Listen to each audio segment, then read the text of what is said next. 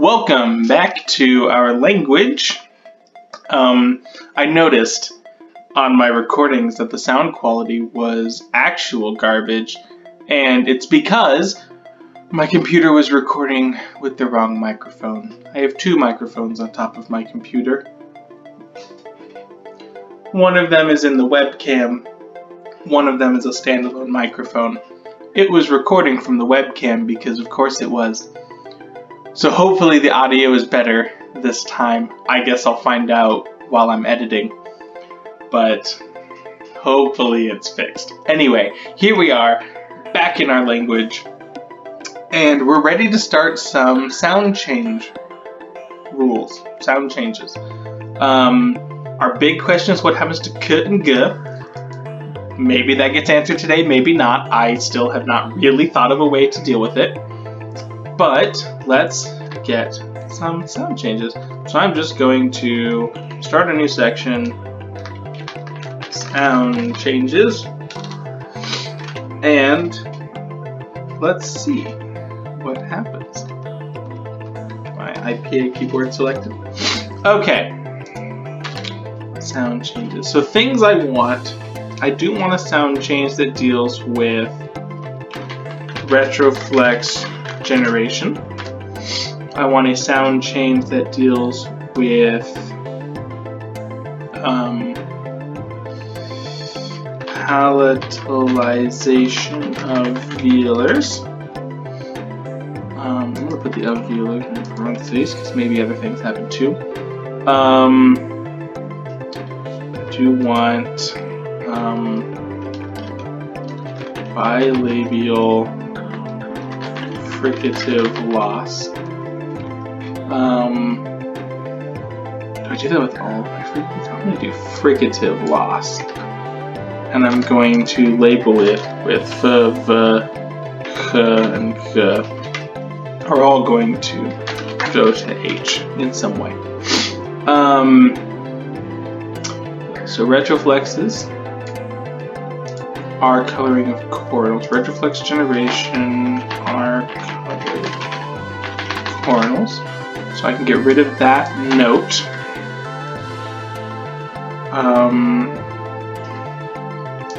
Velars, I'm just going to go good is going to become my so that I can keep that. Oh, I have a note here. The velar fricatives merged with uvulars. That's kind of what that is. So, maybe I do that, but these merge with the uvulars. Those are the symbols. And is that the right direction? Man, all the little capital R's that get thrown in the IPA, they're just amazing, you know? Okay, so I've got that. I've got the bilabial ones. Okay. Rhotic loss is basically my R going to L.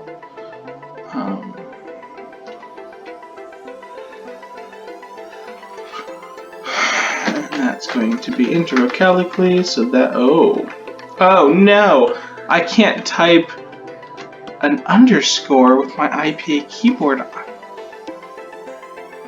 Well, that's a kind of an oversight, don't y'all think?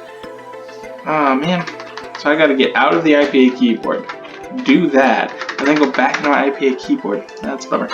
Okay, rhotic loss, rhotic. So, you know those words that you always just like read once and no one ever explained to you? Like how that word works, how it's pronounced and stuff like that? That's one of those words for me. Rhotic. It's not rhotic, rhotic. And so, oh, that's my phone alarm going off. Give me 1 second.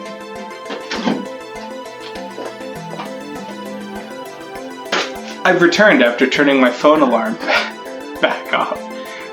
It was in the other room. Because, you know why I put it in the other room? So that it wouldn't interfere with the recording. But I set it down on a hard surface. So it was very loud and went right through the wall. Okay, I'm back. Anyway, rhotic loss. But I need the vowel coloring. This is going to be an extremely complex rule. It might be several rules. We'll see what happens. I need something that generates lateral fricative generation, and that is going to be that nonsense. I call a lot of things nonsense, even when they're completely sensible. I guess velar fricativization, whatever you want to call that. I don't have a good name for that. I'll come up with probably better names for most of these. But for now, we'll go. We're going to go vowel cluster simplification. That's what we're going to call that. And you could just call it diphthongization, but this is a family show, and I don't want to use that word. Reintroduce adjacent vowels into component. Yeah, good for you. Oh, and I know. Why is that all the way over? Why are the sound change notes kind of weird? I don't like that. Oh no. What has happened?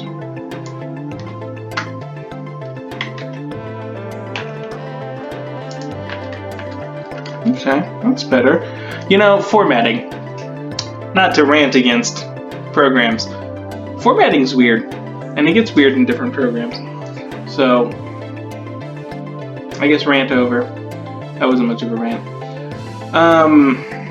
Okay, so there's my basic ones. That's 8 rules. That's not bad. I think what I'm gonna add is in here some fricativization, and that's gonna go stops to fricatives, and I'm gonna call it intervocalic fricativization.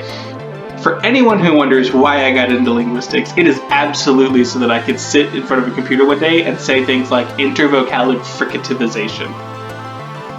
No one else gets to do crap like that. That's not why I got into linguistics, but you can't argue. That is such a great phrase, intervocalic fricativization. It also lets me talk about rhotic loss. Yeah. Is all we did this entire episode was take my notes and give them fancy names. I think that's all we accomplished this episode, was fancy names for everything we already knew. They're not even in order. They're not even close. Well, next video will be more productive. Next video I think will be interesting, especially for people who are really linguistically minded, because I'm going to write out all the rules. You've seen me do this. That is a phonological rule written out in phonological rule notation. But I'm going to do that for all of these rules, hopefully. And we're going to try, some of them are this is probably going to take more than one episode, that rule alone. And we'll have to start thinking about what order they happen in.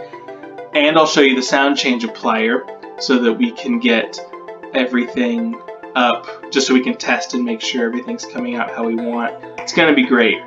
It's going to be real great.